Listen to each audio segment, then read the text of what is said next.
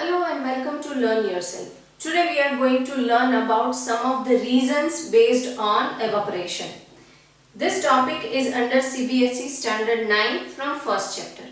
हमने पहले evaporation study किया. What is evaporation? Evaporation surface phenomena होती है और कौन-कौन से factors हैं जो evaporation को affect करते हैं. Today we will study some of the reasons based on evaporation. तो पहला reason है How does evaporation cause cooling? हमें पता है कि evaporation की वजह से atmosphere cool होता है, atmosphere cool down होता है. तो वो क्यों होता है और कैसे होता है?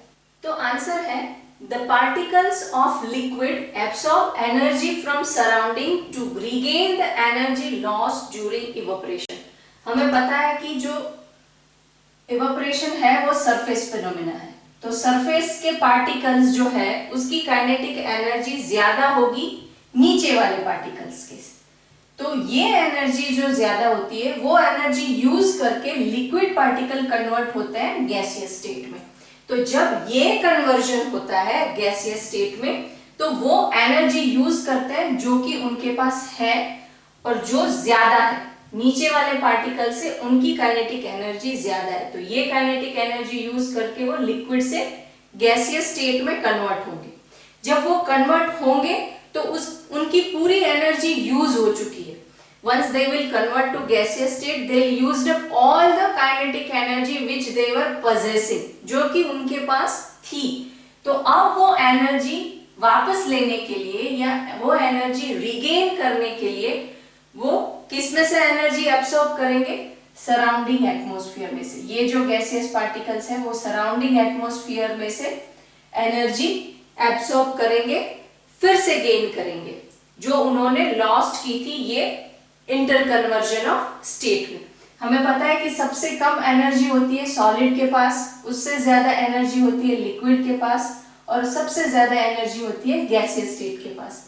तो सॉलिड को अगर लिक्विड में कन्वर्ट करना है तो एनर्जी देनी पड़ती है, लिक्विड को गैसियस स्टेट में कन्वर्ट करना है तो एनर्जी देनी पड़ती है. क्यों? क्योंकि उनका एनर्जी लेवल इससे ज्यादा है और गैसियस का एनर्जी लेवल इससे ज्यादा है.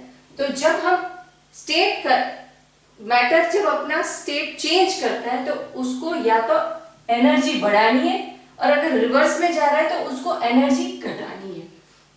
तो यहाँ पे एनर्जी बढ़ा के जब वो ये स्टेट में पहुंचता है तो उसकी सारी एनर्जी यूज हो चुकी है.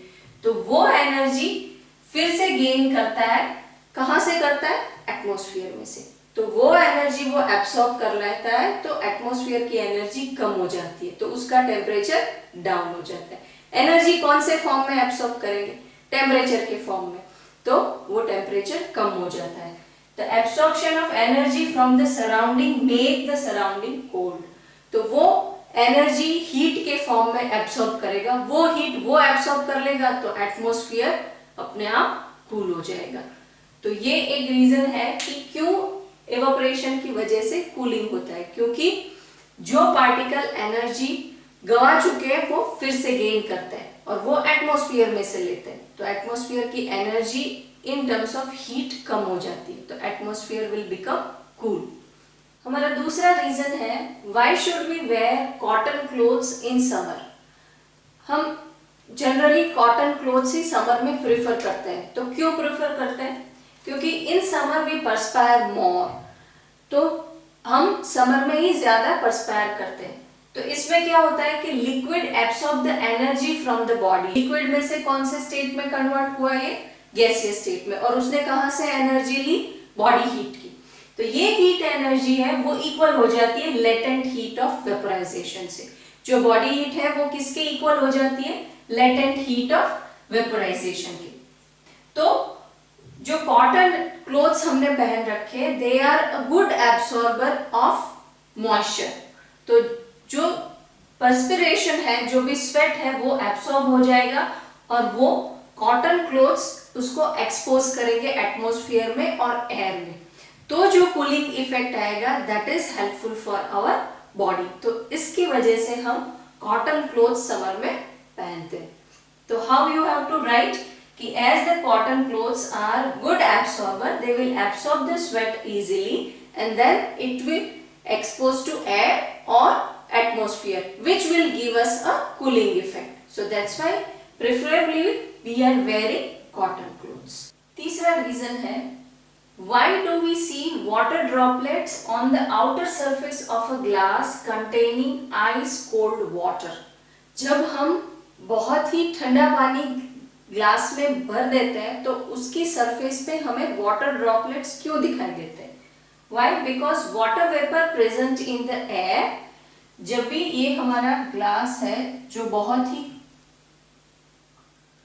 कोल्ड है, क्यों? क्योंकि उसमें हमने आइस कोल्ड वाटर भरा है, तो उसकी सरफेस भी ठंडी हो जाएगी और ये सतह जब मॉइस्चर के कांटेक्ट में आती है, जब मॉइस्चर ये सतह के कांटेक्ट में आता है तो वो एनर्जी लूज करता है। ये ऑपोजिट है। अब तक हमने बात की जब एनर्जी गेन होती है तो सॉलिड से लिक्विड में कन्वर्ट होता है, लिक्विड से गैस में कन्वर्ट होता है। अब हम बात कर रहे हैं जब गैसियस है, जो मॉइस्चर है वो लिक्विड में कन्वर्ट होता है, तो उसको एनर्जी लूज करनी पड़ेगी। ये ठंडा है तो वो सतह पे आके एनर्जी लूज करता है और energy as they are losing energy, gaseous state का कन्वर्जन होता है लिक्विड स्टेट में। तो when it is coming in contact with cold glass and it is by losing energy converting from gaseous state to liquid state. How? By losing energy. जब gaseous state का liquid में conversion होता है तो वो energy lose करते हैं, क्योंकि काइनेटिक एनर्जी गैसियस एटम की ज्यादा होती है और लिक्विड एटम की काइनेटिक एनर्जी कम होती है। तो जब ये होता है तो उसको एनर्जी लूज करनी पड़ती है। इसको हम कंडेंसेशन भी बोलते हैं। हमने ये देखा था जब हम इंटरकन्वर्जन ऑफ स्टेट पढ़ रहे थे।